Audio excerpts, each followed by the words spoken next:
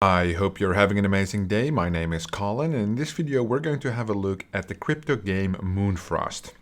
Moonfrost is a brand new multiplayer live simulating and role-playing game for mobile and PC. In this video we'll do a full review including the white paper. Nothing in this video is financial advice, it is for entertainment purposes only. This does definitely give some kind of Legends of Zelda kind of vibe. It's a little bit cartoonish. Very much old school. I do think there's a big market for such a game. Definitely some potential here. It is really early days for this game, so there's a lot of artwork already available in terms of the adventures, how to build basically the world, find love. Very interesting. There's some information on the tokens as well, the team, and then the investors and partners they already have. So let's have a look at the actual white paper. So they have a short introduction. It's a 2D metaverse. Moonfrost is a social simulating role-playing game inspired by the likes of Harvest Moon, Stardew Valley, Animal Crossing, Story of Seasons, and Rune Factory. 2D metaverse that starts off in a small town and grows into a world. A social online game where you can make friends, rescue animals, raise them, have adventures, fall in love, earn money, and trade with other players. Moonfrost is about creating an idyllic fantasy life. It is set in the present day in a fictional country village where folklore and mythology come to life. It's a place away from the daily grind of work where everything is wholesome and nice. The game starts out as a farming game, animal rescue sanctuary that takes place in real-time persistent world. Each player has a plot of land which they can use to create their dream homestead in a style of their choosing. You can grow plants, trees, and crops, raise farm animals and pets, rescue animals, trade with other farmers, and help each other. I definitely see where they're going with this, and I do think there's a big market for it. Over time, the game world will expand to grow a town around your dwelling where you will meet and interact with other characters to become part of their stories. The game utilizes a blockchain that allows players to trade all items they acquire in-game as they will exist as NFTs. In addition to the players will earn tokens for farming and adventuring, which can be used to buy in-game items or can be traded for real money. They have some motivation in terms of the blockchain games, how it works, okay. That's all good. What is their main idea? So it's basically free for phone and PC. You will not have to buy any tokens to play. Spending should be optional. So this is what I like. They put the play before the earn part in a play to earn game. And that is what we see too often where people focus or companies focus too much on the earning and too little on the actual playing, right? Ever increasing expensive NFTs turn games into something for the rich rather than for everyone. There's nothing wrong with being able to sell an NFT you own for profit, but having to spend lots of money to start playing a game is just a bad design. I agree.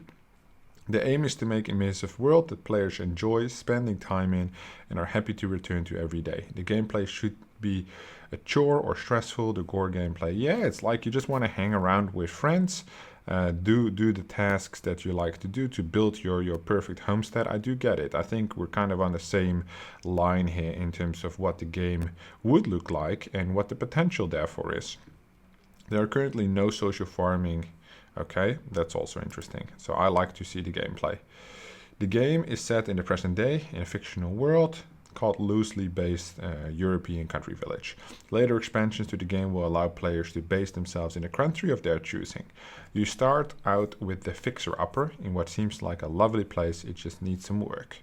Well, here you have like an alpaca, two goats, 2 pigs, 4 sheep, some hay, some water, tractor, shed, bees, grain. Okay, quite cool.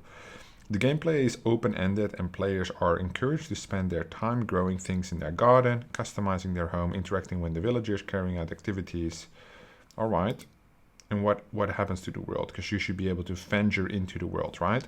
The game takes place in a fictional world and is inspired by quaint, I don't know how to pronounce that, English villages populated with buildings that look like Lilliput models, such as thatched cottages and Tudor-style shops.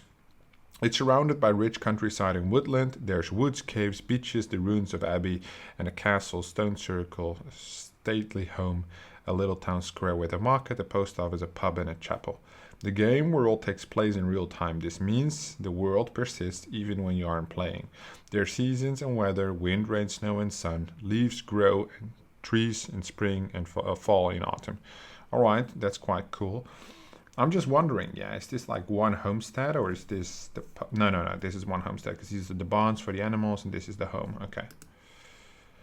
Yeah, your home. So in the story, you've purchased a cottage, overgrown piece of land covered in trees, grass, weeds, and you need to start make it nice. Okay, all furniture items are NFTs. You can basically make it how you want. Interesting, right? I do get it. The gameplay is kind of like Sims meets Farmville meets Legend of Zelda kind of setup. Okay, in the gardening and farming, you can buy seeds and then plant them and water them and harvest them and sell them. You can earn coins. The lands you start must be cleared from debris, overgrowth that naturally exists. I assume over time that grows back, and that's basically the tasks to be completed. Wheat, grass, twigs naturally build up over time. Well, there you go. Each day you'll have to do a degree of clearing to ensure the weeds don't take over. You must water the crops and harvest them as required. Alright, dead crops are worthless. Makes sense. Animal rescue. So I think this is like where you have like the Farmville side of things, and now you have the animals where you have like additional element for people to like. Some people like the whole farm operation, some people don't like that, but then you have in addition. So I think that's quite smart.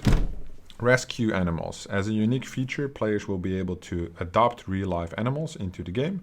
Players will spend tokens, real money, to give to a charity that rescues animals. These will be represented as unique NFTs in the game and will be connected to real-life animal rescue charities. All right, that's cool. Sweet Farm or Better See Cats and Dogs Home. For example, you could adopt an animal for maybe $20 of tokens. 100% of the sale goes to the charity, and you could get to look after the rescue animal in your homestead. In addition to this, should you resell the animal on an NFT marketplace, a portion of the resale goes to charity. Okay, so definitely big on charity there. Premium animals. These directly correspond to an animal in real life. Your contribution will go directly to the charity. All right. It is your job to make sure they look well after. It's possible to trade them. You're limited to how many animals you can accumulate based on the size of their living enclosure and how much space you need. Okay, that makes sense. Otherwise, you might end up with a huge zoo. Animals that produce. Poultry. If you want chickens, you will need chicken coop. Okay. Cows and bulls require a fenced area. The bigger, the better. They also need water. Dairy cows, you need a milking station. All right.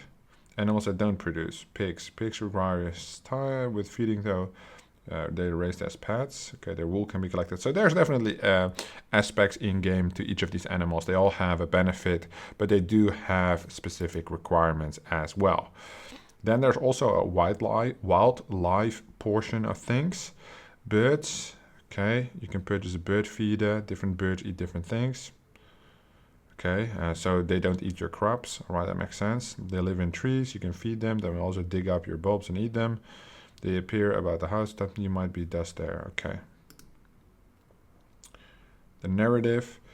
The overarching game is story-driven. As you meet the characters in the town, they will tell you their stories and give you tasks to complete. Questing, right? These form a part of the story arc, and future updates will get new content. All right, that makes sense. Multiplayer. Playing with friends is more fun. You'll be able to add players as friends and then play together on a shared map. The kind of world is better suited to playing with a few friends than 1,000 strangers. It's an intimate co-op experience where you can chat with your friends, help each other out with farming. So definitely good. I do think that the maps we've seen before like this, if there would be like RuneScape having like 500 to 1,000 people run around here, that would be a fucking nightmare. Right, so definitely 2-3 players at a time, that would be quite cool, or single player as well. Below are a list of games that will happen: friendship, love and marriage, festivals, keeping pets, fishing. Yeah, so really the entertaining part. I think anybody who's like a minor who plays this game probably would like these components, and maybe some adults as well. I don't know. This is not really my type of game to play. Obviously, I don't play barely any games, but I do see the potential there. The target audience, the people who play these games, 18 to 39, 60% female, 40% male. Okay, they have a little bit of a unique value element to it. Where I do understand is the combination of the elements of other extremely successful games, right?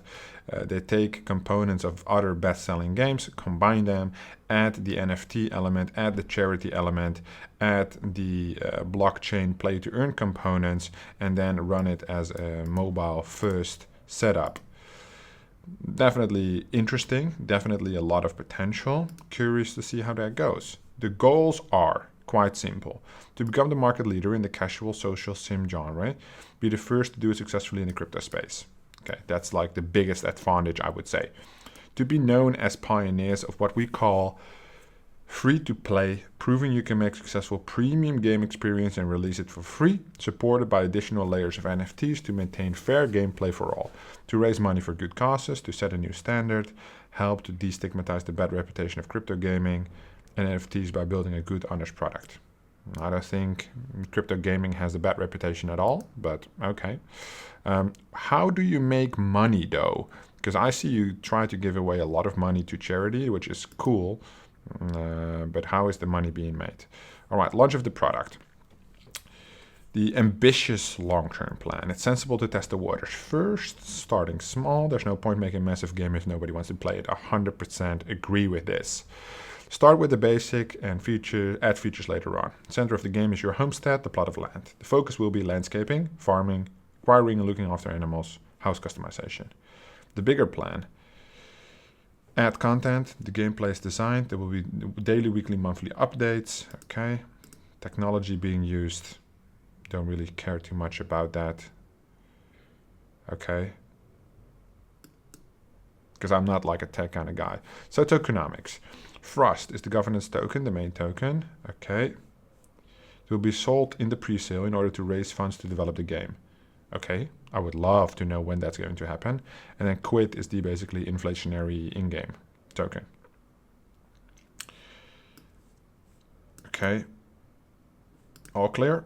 NFTs, deco, businesses. Yes.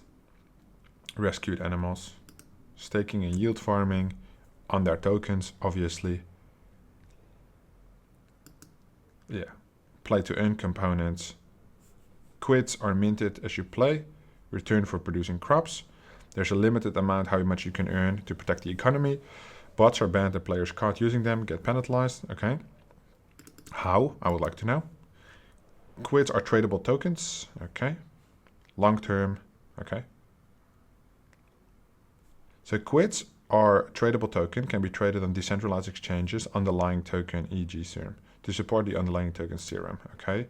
So we have Frost, Quid, and Serum. Wait, what? Frost is the governance token, the main token of the game. Okay. Pre-sale, and then Quid token, okay. Maybe they refer to it as Serum. Okay, selling and harvest crops, buy quids in-game, buy quids on an exchange, sell items, spending quids, 95% goes to the seller, 5% to the treasury. Okay, token allocation, tokenomics, here we go, finally guys, the moment what we've been waiting for. 10% on the seed round, that's quite heavy, 5% private, 1% public, 10% team, that's on the low end for the team, 10%, must not have that many members on the team in that case. Then we have development 10%, marketing 10%. Quite weird that these are both the same percentage. I assume you would be more heavy on the development than on the marketing. Then you have the ecosystem 13%, staking 20%, very heavy on the staking, and then play to earn 21%. The staking is almost as heavy as the play to earn, which means I assume they're going to cut supply by offering generous staking rewards. Tokenomics, 3 out of 10. There's some loopholes here. Where are the purchase amounts for the seed, the private, the vesting? I'm missing all these things. So you have a nice pie chart with some percentages, but what is the total circulation of these tokens? Vesting, fully diluted market cap on launch, IDO plans, that's not available just yet. Seed stage. There's also no dates on your roadmap, which is quite weird. Raise private finance, game design, key hires, develop playable demo. So I assume we're still in the seed stage right now, because I don't think, well, we've seen the team. There's 2 people here. Rick, and Gina. And then you have some partners, but I assume we're still really early, which is fine. That's probably why you don't have the full tokenomics yet. Public token pre-sale. Buy the in-game token, help fund the development, receive special NFTs for joining early, release schedule broken down in 6 milestones. Create customable avatars, single player farming, animal rescue, the town, non-playable characters, social farming, advanced quest, items. Okay, cool. The team, Rick Moore, CTO and co-founder of Bossa Studios in London, won an award, okay, 2012, that was 10 years ago. That was acquired by Shine. Rick then went and co-founded The Secret Police, developer free-to-play Dragon Watch. Let's have a look.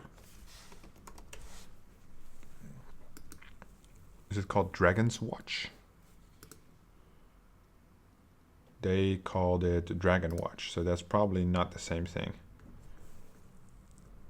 No, because this looks like a crypto game. Dragon's Watch, because I searched for a lot of crypto games, that's probably why it came up, right? Dragon Watch volume, so probably it's the other one.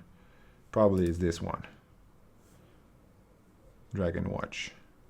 Oh no, this is a book, I think. Well, I'm not able to find it, so that's unfortunate. He's been in the crypto space since 2017, all right. Stardew Valley. Okay, so he took the inspiration for this game from Stardew Valley, as he was the lead developer there. That's risky with the plagiarism and all these things, but let's see how it unfolds. CCO, art director, originally from South Africa, games 12 years, 30 under 30 developer, Secret Police, art director. Okay, so they've been working together for a long time. Gears of War, Star Wars, Disney, Lionsgate, okay. Venture capitalist based with extensive portfolio, okay. Sweet Farm, Animal Sanctuary, okay, good causes. Tech for the game, fund the development through their grant scheme, okay. So I would like to know a little bit more about the owners. Let's head over to their Twitter. We got Rick Moore, 600 followers, oxalis.games, which apparently is the developer, right? So they're actively hiring a Unity game developer, lead backend engineer, economy designer. So this is probably for the tokenomics and 2D artist. And that's about it for their website. 600 followers, based out of London. Not super active, but they are hiring. All right. What about the lady? 1,200 followers, co-founder. All right. Some information there. Same kind of activity, once a week, active. All right. No links in or anything like this, which is unfortunate. But it does appear we are extremely early. Let's head over to the Twitter of Moonfrost game. Okay. Yes, I would want to view it. That's not good that they got that warning. And they joined in September 2021. They made their first post February 10th, so just a couple of days ago. Our eyes are burning. Who has seen Elliot Trade's most recent deep dive where he talks about... I actually haven't seen that. So I would have loved to seen that before, but I didn't. Okay, Moonfrost, here it is. Okay, a little summary of the project. All right, I didn't even see that. And they do have a Discord, which I believe I'm already in. There were some problems. Once you join, you need to wait 10 minutes before you can do the verification, which is a little weird. They really need to fix that. Because now there's only 1.6k people in there, and that's probably because the verification is a little fucked up. Once you join, it takes you 10 minutes to be able to verify. Okay, there we go. Now it's unlocked. Okay, community is pretty active. There are some questions, some answers. Okay, so this was posted yesterday or 2 days ago. Wasn't answered yet. Some really good questions, it appears, from like a potential investor. Are you raising money? Is there a pitch deck? But I think it's still super early days. Yeah, they only have posted one announcement as well. And it does look like they're taking their time. These are the screenshots from the white paper. So super early days, guys. That's basically all I can conclude from looking at the Discord. There's not much more. Sam, Rick. So there's like 2 admins here that basically go over and answer any questions that there might be. Okay, outside the game it will be on Solana. So it's on Solana blockchain. That's what I read here. At least is what I understand. The seed round is closed. Please DM me any details. I can check on the private sale. All right, this was end of January, so the private sale is still happening. Definitely good potential, I think. It definitely looks like an interesting project because I would love to know more about the tokenomics first, especially in regards to the seed sales, the vesting, obviously. But Moonfrost, put it on your little list of gaming crypto coins to take into consideration for the long term. As always, I try to bring you these projects as early as possible. I would rate Moonfrost on the ID alone, probably an 8 out of 10. I really like it, maybe 8.5. On the tokenomics and quality of the white paper, probably a 4 out of 10. Not really impressed. A lot of information is missing regarding the economy. White paper for investors to be able to make a decision on whether they want to invest or not is currently missing. If they're raising a seed round, there must be a pitch deck available. And I would love to see that pitch deck on their website as well, to get better insights if this would be a potential private sale, strategic, perhaps even IDO opportunity in the future. Let me know what you think about Moonfrost in the comments down below, and I'll be sure to have a look. Thank you so much for watching, and I will see you in the next one.